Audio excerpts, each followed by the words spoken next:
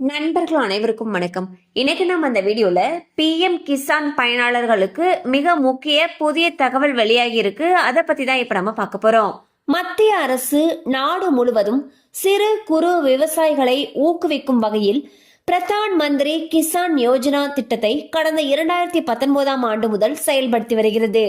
ஆண்டுதோறும் 6000 ரூபாய் என 4 மாதத்திற்கு ஒரு முறை 2000 ரூபாய் வீதம் விவசாயிகளுடைய வங்கி கணக்கில் இந்த பணமானது நேரடியாக வரவு வைக்கப்படுகிறது. ஒரு நிதியாண்டில் PM கிசான் தவணை விவசாயிகளுடைய வங்கி கணக்குகளில் 3 முறை நேரடியாக வரவு வைக்கப்படுகிறது.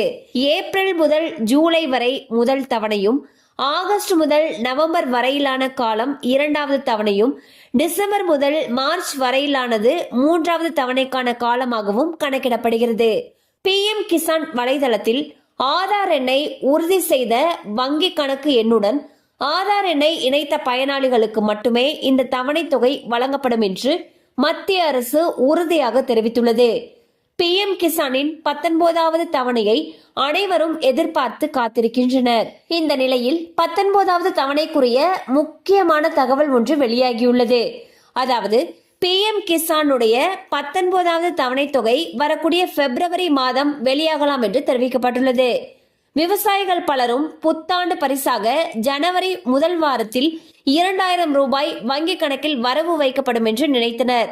ஆனால் பிப்ரவரி 2025இல் PM கிசானுடைய தொகையானது கிடைக்கும் என்று தகவல்கள் தெரிவிக்கின்றன. சோ பாத்தீங்கன்னா PM கிசான் திட்டத்துடைய 19வது தவணை தொகை வரக்கூடிய பிப்ரவரி 2025 விவசாயிகளுடைய வங்கி கணக்கில் வரவு வைக்கப்படும் என்று தகவல்கள் தெரிவிக்கின்றன.